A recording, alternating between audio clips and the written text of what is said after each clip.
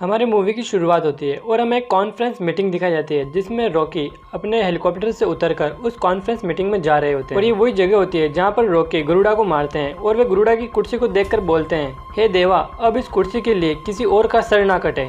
इस मीटिंग में से एक बंदा खड़ा होता है और रॉकी से बोलता है कि ये साम्राज्य हमारे दादा परदादा ने खड़ा किया है, कोई बार वाला आकर इस पर राज नहीं कर सकता। ये बंदा वही होता है जो केजीएफ चैप्टर 1 में यश की छमिया का बॉयफ्रेंड होता है। इस पर रॉकी अपने किलर लुक में उसे जवाब देता है कि तुम्हारे बाप दादा ने सभी काम सही किए पर एक काम गलत कर दिया कि तुम्हें मेरे टाइम पर पैदा कर दिया।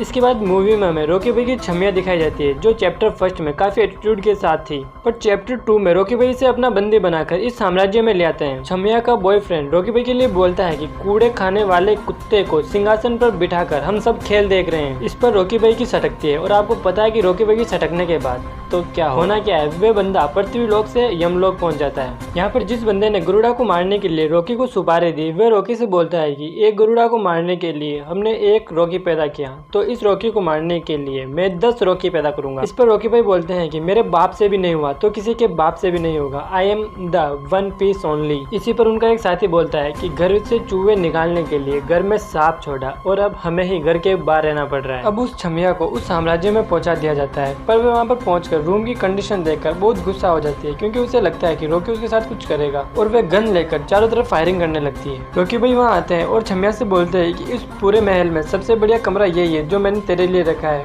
पर शादी से पहले अगर मैं तेरे साथ रहूंगा तो लोग क्या कहेंगे। और ऐसा बोलकर वे यहाँ से चले जाते हैं। आगे हमें पता चलता है गरुड़ा के साथ वनारम को नहीं मारा गया, उसे जिंदा रखा गया है और रॉकी भाई अपनी खुद की एक आर्मी तैयार कर रहे हैं जिसमें वे लड़कों को ट्रेंड कर रहे हैं। यहाँ पर रॉकी भाई वनारम को प्यादों और मोहरों का कुछ ज्ञान देते हैं और उसे बाहर ले जाकर उसकी हथकड़ियाँ खोलकर उसी के हाथ में गन दे देते हैं और उन्हें कहते हैं कि हमारी आर्मी को तैयार कर। इस सीन को देखकर ऐसा लगता है कि ये गन से रॉकी भाई को उड़ा देगा, पर वो ऐसा नहीं करता, वो निशाना दूसरी जगह लगा देता है। और यहाँ पर रॉकी भाई को एक और बात का पता चलता है जिसका नाम होता है सेक्टर 3/9। इसका मतलब है कि केजीएफ में केवल एक ही सोने की माइंस नहीं है बल्कि 9 सोने की माइंस है।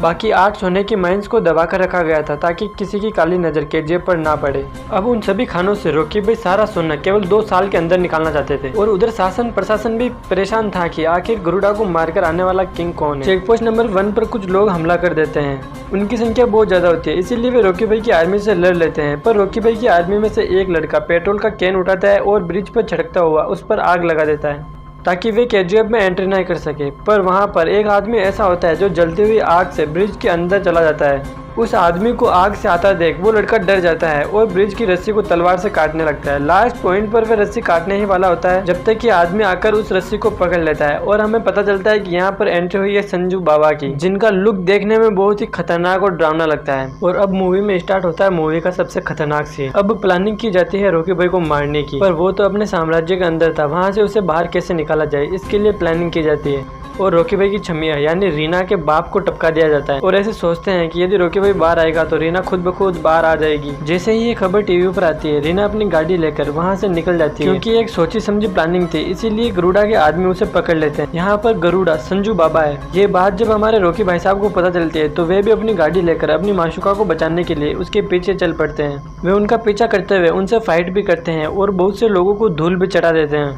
पर जिस गाड़ी में रीना बैठी होती है वे बहुत आगे चली जाती है और रॉकी भाई फालतू के टट्टू और कुछ बाइकर से लड़ने में रह जाते हैं और वे लड़ते लड़ते अंगिरा के अड्डे पर पहुंच जाते हैं जहां पर अगिरा उनका इंतजार कर रहा था। रॉकी भाई अपने अलग ही टशन में लोगों को धनाधन मार रहे थे पर उन्हें अगिरा के बारे में कुछ भी खबर नहीं थी। इधर अगिरा अपनी गन लेता है और रॉकी भाई की तरफ निशाना ताक देता है और एग्जैक्ट पॉइंट पर गोली मार देता है। भाई साहब यहाँ पर मूवी देखते वक्त ऐसा लगता है कि जैसे अब तो खेल खत्म है क्योंकि मूवी का हीरो ही वहाँ पर लोटपोट हो चुका था। पर यहाँ पर मूवी में एक सस्पेंस आता है और अगिरा उसे पूरा नहीं मारता बल्कि आधा मारा ही छोड़ देता है। वो ऐसा इसलिए करता है क्योंकि केजीएफ के लोगों को रॉकी भाई पर कुछ ज्यादा ही भरोसा था, वे उसे अपना भगवान मानने लगे थे और अगिरा उन लोगों के दिल में वही डर वापस जिंदा करना चाहता था। इधर जब केजीएफ के लोगों को पता चलता है कि अंगिरा अभी जिंदा है तो उनके पाँव के नीचे से जमीन निकल जाती है क्योंकि अगिरा और अगिरा की तलवार इस मूवी में इतने खतरनाक है जिनसे कोई भी नहीं बच पाया और रॉकी भाई भी उनकी फर्स्ट गोली में ही फ्लैट हो गए। और उधर सेठी ने रॉकी भाई के सभी लोगों को मरवा दिया ताकि कोई भी उनका सपोर्ट ना कर सके। और जो लोग भी केजीएफ से बाहर गए अगिरा ने उन्हें मारकर उनकी सभी लाशें ट्रक में लोड करवा कर वापस केजीएफ में पहुंचा दी ताकि लोगों में और ज्यादा खौफ बने और वे अगिरा के नाम से ही डरे। और इधर रॉकी भाई अपने बेड पर पड़े पड़े अपने दर्द के कारण चिल्ला रहे है तभी रीना आकर उनका हाथ पकड़ लेती है और उन्हें लगता है कि उनकी माँ ने उनका हाथ पकड़ा है, इसीलिए वे चुप हो जाते हैं और सो जाते हैं। फिर हमें नेक्स्ट डे का सीन दिखाया जाता है जहाँ सेट्टी रॉकी भाई को कॉल करता है और बोलता है तुम मुंबई की गलियों में ही ठीक थे जहाँ तुम फेंकी हुई हड्डियां खाते थे। इस पर रॉकी भाई कोई जवाब नहीं देते और वे अपने अंकल को कॉल लगाते हैं। उन दोनों के बीच क्या प्लानिंग होती है ये हमें मूवी में आगे पता चलेगा। इसके बाद रॉकी भाई अपनी गर्लफ्रेंड रीना के साथ बहुत सारा पैसा लेकर एक वीकेंड पे चले जाते हैं। सभी लोगों को लगता है कि वे अंगिरा से डर गए इसीलिए वे वहाँ से भाग गए, पर वे ये बात नहीं जानते थे कि ये शेर की शिकार से पहले की खामोशी है। सभी लोग उन्हें जाता देखकर हैरान हो जाते हैं कि वे सोचते हैं कि जिसे हमने भगवान माना था वे तो एक झटके में ही छोड़कर चला गया। और कुछ लोगों को लगता है कि वे सेट्टी को मारने गए, पर ऐसा नहीं। रॉकी भाई ने जो प्लानिंग की थी उसे वनारम समझ जाता है और उसे पता चल जाता है कि रॉकी भाई मीत खलीद के पास गए हैं, कोई वीकेंड मनाने नहीं। और वे मीत खलीद की सारी होटल के कमरों को बुक कर लेता है जिससे कि उसका ध्यान रॉकी भाई पर आ सके। यहाँ आकर रॉकी भाई मीत खलीद को एक ऑफर देते हैं, बिजनेस का ऑफर, और बोलते हैं कि तुम अमेरिका से सारा सोना दुबई और दुबई के बाद इंडिया भेज दो, इसमें डबल रिस्क है, पर मैं तुम्हारा सारा माल अमेरिका से ही ले लूंगा और सारा रिस्क भी मेरा, और माल का पैसा जो तुम चाहो वो देना। पर वो इस डील के लिए मना कर देते हैं क्योंकि उसे लगता है कि अब रॉकी भाई का खेल खत्म है। और वो ऐसे भी बोलता है कि उनका दोस्त इंडिया में है जो ये सारा काम करता है। और यहाँ पर हमें पता चलता है कि रॉकी भाई ने पहले अपने अंकल से जो बात की थी वो उसी दोस्त को टपकाने की प्लानिंग थी, और जब तक इन दोनों के बीच डील चल रही होती है उसके इंडिया वाले दोस्त को टपका दिया जाता है। और ये बात जब मीत खलीद को पता चलती है तो उसकी पोजीशन हिल जाती है। अब रॉकी भाई वापस केजीएफ में आ जाते हैं और अपने ट्रकों को केजीएफ से बाहर निकालते हैं क्योंकि केजीएफ से बाहर अंगिरा बैठा था और वो बाहर निकलने वाले हर आदमी को मार रहा था। पर रॉकी भाई दुबई गए थे और वहाँ से फुल प्लानिंग करके आए कि अंगिरा को कैसे हटाना है। वे वहाँ पर बहुत सारे पैसे लेके गए थे और वहाँ से बहुत सारे हथियार खरीद कर ले आते हैं। फिर रॉकी भाई और अंगिरा के बीच खुल्लम खुल्ली लड़ाई होती है जिसमें रॉकी भाई अंगिरा को उसी जगह गोली मारते हैं जहाँ पर उसने रॉकी भाई को मारी थी। इसके साथ ही जिस आदमी ने उनकी छमिया का हाथ पकड़ा था उसके हाथ को भी वे वहाँ से काट देते हैं और अंगिरा के स्टाइल में ही उसे जिंदा छोड़ देते हैं और बोलते हैं कि अब देख तू मेरा जलवा। अंगिरा की पतलून गिल्ली करने के बाद रॉकी भाई आते हैं सेट्टी के पास जो उनके पास मोबाइल में ज्यादा बोल रहा था। इसके बाद हमारी मूवी में एंट्री होती है रमिका सेन की जो अभी अभी प्रेसिडेंट का चुनाव जीतकर प्रेसिडेंट बनी है। रमिका सेन प्रेसिडेंट बनते ही रॉकी भाई को मिटाने के लिए पुलिस फोर्स को भेजती है, पर उनकी पुलिस फोर्स फेल हो जाती है क्योंकि आसपास के 15 लाख लोग रॉकी भाई के सपोर्ट में खड़े हो जाते हैं। और इधर रॉकी भाई सारे सोने को निकालने के लिए केजीएफ का सारा नक्शा ही बदल देता है, सारे गरीबों के लिए वहाँ पर पक्के मकान बना देता है। पुलिस फोर्स रॉकी भाई के एक अड्डे पर छापा मारती है और वहाँ से उनकी एक ईंट को पुलिस स्टेशन ले जाती है क्योंकि उनके बस वे एक ही ईंट हाथ लग पाती है, बाकी सारा सामान शिफ्ट कर दिया जाता है। ये बात जब रॉकी भाई को पता चलती है कि उनकी ईंट पुलिस वाले ले गए तो उनकी सटक जाती है और वे अपनी ईंट लेने के लिए पुलिस स्टेशन ही पहुंच जाते हैं। और पुलिस वाले बिना दादागिरी दिखाए वो ईंट चुपचाप रॉकी भाई को दे देते हैं। और इसके बाद हमें मूवी का जो टीजर कुछ दिनों पहले रिलीज किया गया था वो दिखाया जाता है जिसमें वे सारे पुलिस की गाड़ियों को ध्यान उड़ा देते हैं। वास्तव में वे उन्हें एक गन लेनी होती है इसीलिए वे उसकी टेस्टिंग करते हैं। ये बात जब रमिका सेन को पता चलती है कि रॉकी ने उनके पूरे पुलिस स्टेशन को उड़ा दिया, वो भी मात्र 40 ग्राम सोने की ईंट के लिए, वे न्यूज चैनल पर लाइव आकर रॉकी को धमकी देती है कि हमारे पास भी 3 फोर्स है और हम तुम्हें देख लेंगे। इस बार रॉकी रमिका सेन को हल्के में नहीं लेता है और एक प्लानिंग करता है जिसके तहत वे सारे सोने की सप्लाई को रुकवा देता है। अब तक अंगिरा भी ठीक हो चुका था और वे रॉकी को मारने के लिए बेताब था। अब अंगिरा खुद की एक टर्मिनल बनाता है जिससे होते हुए वे रॉकी के पास पहुंच सके और रॉकी की गर्लफ्रेंड भी मां बन जाती है।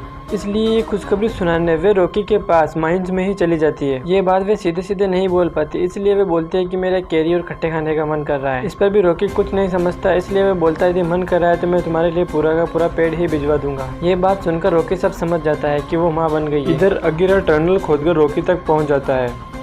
वे रॉकी को तो गोली नहीं मारता और रीना को गोली मार देता है जिससे उसकी वहीं पर मौत हो जाती है। इसके बाद अंगिरा और रॉकी भाई दोनों के बीच जबरदस्त लड़ाई होती है, पर इस मूवी में हीरो रॉकी भाई है इसीलिए ये लड़ाई रॉकी भाई जीत जाते हैं, वरना मेरे हिसाब से तो अंगिरा ही जीतना चाहिए था। अंगिरा के फिनिश होने के बाद ऐसा लगता है कि जैसे रॉकी भाई के सभी दुश्मन मर गए, पर ऐसा नहीं हुआ। अब रॉकी भाई उस आदमी को भूखे शेर की तरह ढूंढ रहा था जिसने ये सारी मास्टर प्लानिंग की और अंगिरा को तीसरी टनल के बारे में बताया। यहाँ पर मूवी देखने वाले सभी लोगों को लगता है कि रॉकी भाई प्राइम मिनिस्टर को उड़ा देगा, पर ऐसा नहीं होता। वे तो किसी और को उड़ा देते हैं क्योंकि वो सारी मास्टर प्लानिंग करने वाला आदमी कोई और था। क्योंकि रॉकी भाई पार्लियामेंट में जाकर एक आदमी को मारते हैं इसलिए प्राइम मिनिस्टर की सटक जाती है, इसलिए वे रॉकी भाई को उड़ाने का ऑर्डर दे देती है। पर जब तक रॉकी भाई सारा सोना भरकर और नाव में भरकर समुद्र के बीच पहुंच जाते हैं और इसकी जानकारी खुद ही रॉकी भाई पुलिस वालों को भी दे देते हैं। और इसके बाद नेवी और एयरफोर्स दोनों मिलकर रॉकी भाई और रॉकी भाई के साम्राज्य केजीएफ को बॉम्ब से उड़ा देती है, इसलिए रॉकी भाई और सारा सोना समुद्र में डूब जाता है। इन सब के दौरान रॉकी भाई के दिमाग में उनकी माँ की कुछ यादें चल रही होती है।